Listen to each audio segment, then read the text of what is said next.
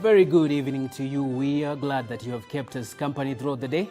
I am Karanja Daniel, ready to bring you up to speed with all the news causing waves across the globe. And as you know, we are all about business.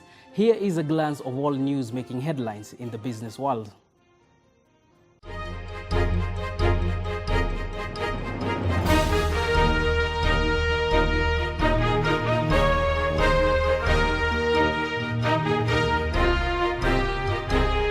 World Bank's Ease of Doing Business report launch. Where does Kenya lie? To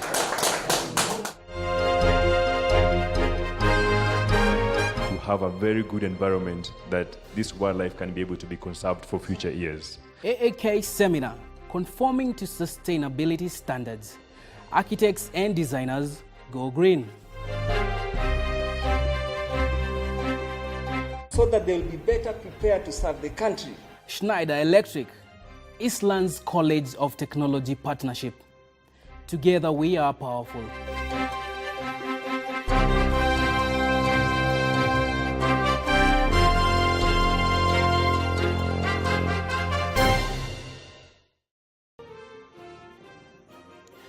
Today, the World Bank launched Ease of Doing Business report at their offices in Nairobi.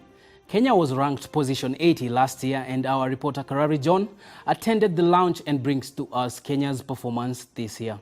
Take a look.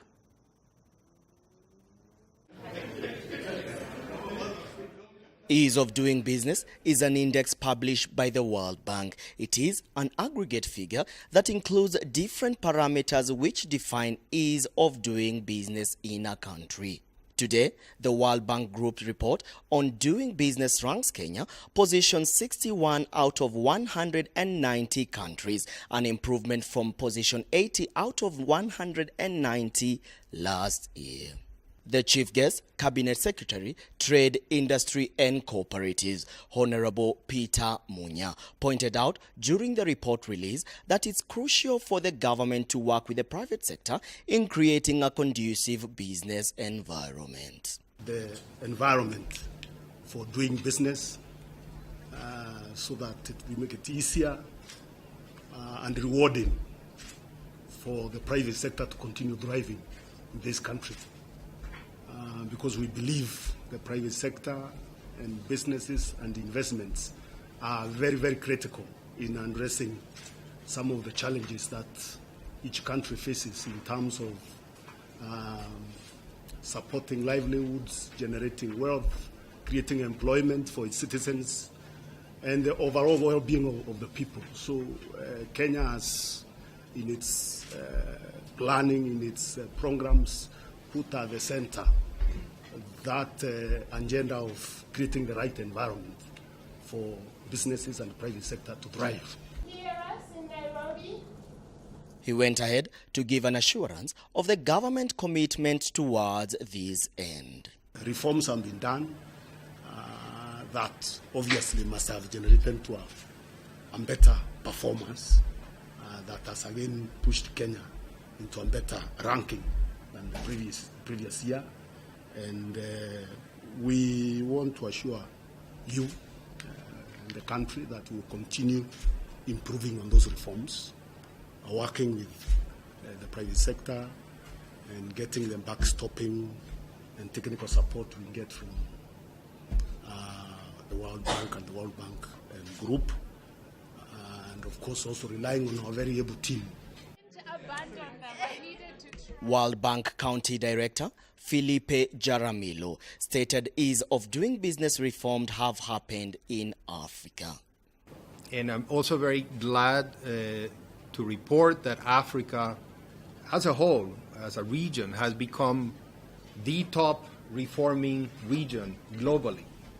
In this year's report that will be released in a few minutes, there are 107 reforms tallied there from African countries of the total of 314 business-friendly reforms globally. So close to a third of the total number of reforms in the report come from African countries, and this is a clear indication that African governments, African private sectors understand the need for reform. I'm Erika Bozio. He went on to challenge the private sector to keep fighting the challenges that Africa is yet to overcome. And Africa still has some big development challenges. For example, today, 650 million Africans still do not have access to electricity. 350 million still do not have access to clean water. And despite the fact that Africa has the largest bank of uncultivated land in the world, $35 billion worth of food imports come into Africa every year. I believe firmly that the private sector is central in addressing these challenges. Kenya has improved from position 136 out of 190 5 years ago to a score of 70.31 points in Business Score 2017-2018, ranking it in a position 61 this year. Kenya and Rwanda are among the top most improved economies. However, Kenya still has a long way to go, with Mauritius coming in 20th and Rwanda 29th. Reporting for BrandPlus TV, I am Karari John, Wambugu. So I think most of you in the room are more or less familiar with doing business as you've all been working. The Architectural Association of Kenya have today partnered with the Tourism Finance Corporation, Tourism Regulatory Authority and the UN Habitat to sensitize the architects and interior designers on the best hospitality architecture practices with a view of conforming to sustainable standards, hospitality project planning principles and financing. Our reporter Daisy Wambua was at the briefing and filed the following report. So we need, first of all, to build attraction. Speaking during the meeting, the Managing Director, Tourism Finance Corporation, John Orumoi, stated that the assembly was important to them as it provided a platform to interact with the architects and designers on modern construction and investment opportunities outside the capital. It was intended to make sure that we have a very good process of being able to advise our clients in Kenya on standardization of the tourism products that is developed. So we had the Association of Architects on board and also interior designers. And our main emphasis was to drive the front of being able to do more investments in terms of 2- and 3-star hotel outside Nairobi, and to be able to have also design of attractions inside the country, to be able to showcase the country on product development. If you choose to go and put up a hotel, he continued to urge investors to put their money in the tourism sector, adding that the corporation will provide the necessary assistance in matters finances. At the same time, tell Kenyans out there that we are available for funding for tourism investment. They can be able to come to us, be able to be given advisory services on how to invest in tourism in Kenya, and be able to work with architects and professionals from the design stage of a property, from the conceptual stage of looking at a project in tourism investment, and be able to hold their hands throughout the whole process and be able to succeed properly in expanding the tourism facilities in Kenya. All the investment opportunities are available in all the counties in Kenya. We will be able to visit all of them, be able to do that product mapping, and we want people to come to our office, be able to pick up that investment opportunities, look at this as an investor. that facility is unable to grow because of... The MD further urged investors and owners of the properties to refurnish them so as to ensure that they meet international standards.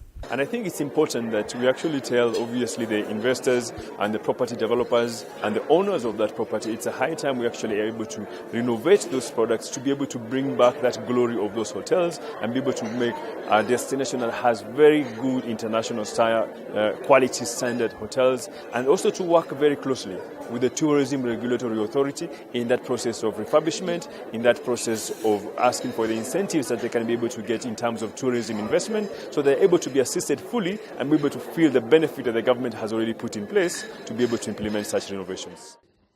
Wash and basin at the entrance. With the global hotel chains making a beeline for Kenya, it therefore becomes a matter of urgency that our local architects and designers have sustainability at the core of their developments.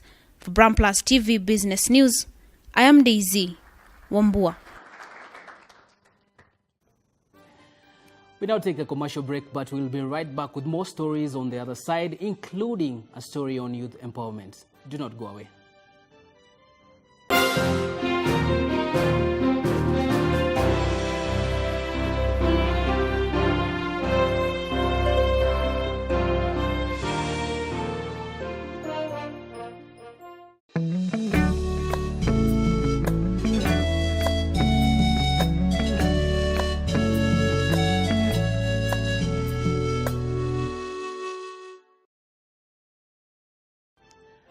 Welcome back to the business news. Glad you're keeping it BrandPlus TV. Now let's turn our focus to matters partnerships. Schneider Electric, through its foundation, has supported Eastlands College of Technology in equipping an electricity and solar energy laboratory for the electrical department. In addition, ECT will implement a micro-entrepreneurship module disseminated in all electricity and energy-related training courses as a way to encourage entrepreneurship among its alumni. Here is the story filed by our field team.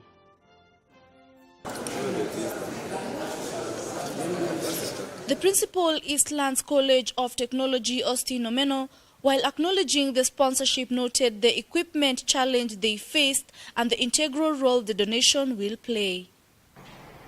The main challenge was and is still on equipment.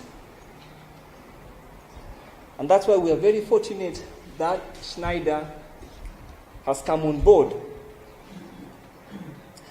With the equipment donated, we intend to improve the training of these youths so that they will be better prepared to serve the country. He was quick to note that the equipment will indeed be utilized as envisioned. The equipment which you've just seen will not accumulate dust as in other institutions. Nothing does so in ECT, in Eastlands College of Technology. He went on to note that over and above the equipment transfer, they will take advantage of the knowledge transfer from Schneider. Trainers for the TOTs, which plans are underway to be offered by Schneider. Knowledge transfer will add value to the equipment transfer. So how many students? Edward Heripet, General Manager, East Africa Schneider Electric, noted the need for capacity building even as the country seeks to electrify. As you know, electrification is one of the major challenges for the country, and this is one of the prerequisites of electrification is clearly to have all the available skills and competencies in the country in order to supply, to install, to test, commission, and to maintain all electrical equipment. He further noted what the equipment will enable the students to achieve at the end of their courses. With the equipment that you have here now available for your students, you will be able to install electrical distribution system for a factory, for home, for commercial buildings, for schools, for hospitals, for different types of factories. So the scope is very large. And the skills that you will get on electrical equipment, on process automation, are skills which are difficult to find today in the market. So I'm pretty sure for all the students here who will be following these courses that will find a job after your curriculum. On his part, Director of TVET Ministry of Education, Dr. Meshak Opora, praised ECT for implementing the government directive of aligning themselves to industries. To the requirement of the industry. What we launched just last week, on 24th, we launched a CBET framework that provides a direction on where everybody else must go. What we are saying in the CBET is that we want to see our institutions closely linked with the industry, where we have a training that is happening within the institutions also to the industry. So when I see what's happening here, I'm happy because you are implementing our policy. Now, as the country seeks to align its education system to the industry demands, such partnerships go a long way in ensuring that we get a step closer to this goal. For BrandPlus TV Business News, I am Elsa Atieno.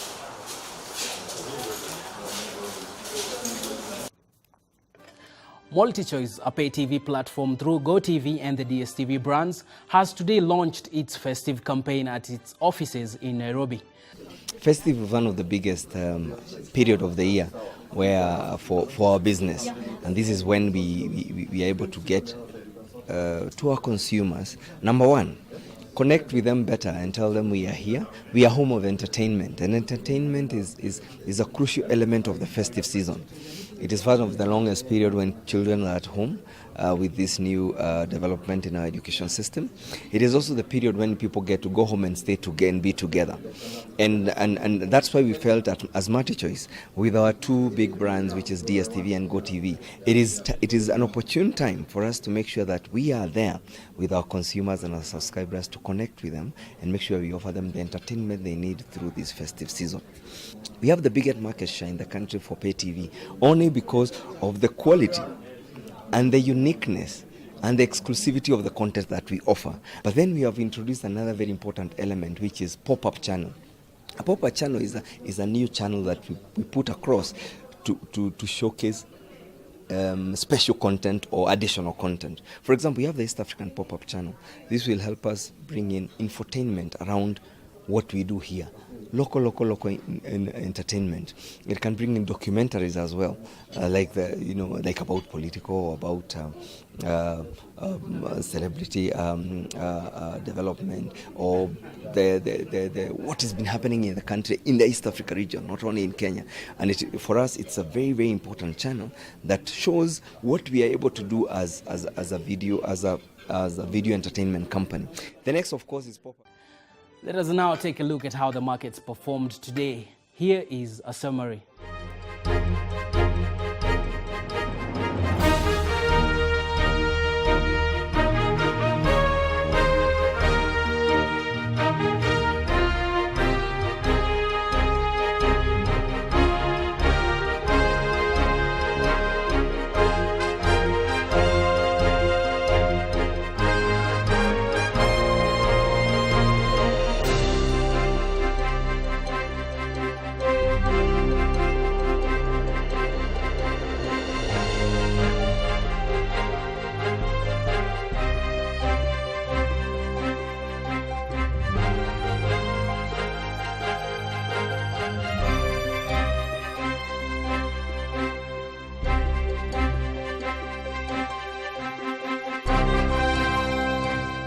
That is just a summary of how the markets performed, but for a more in-depth analysis of the same, tune in tomorrow morning at exactly 8 a.m. for my next big bet with Rachel Njerito and yours truly. Now let's take a look at the weather report.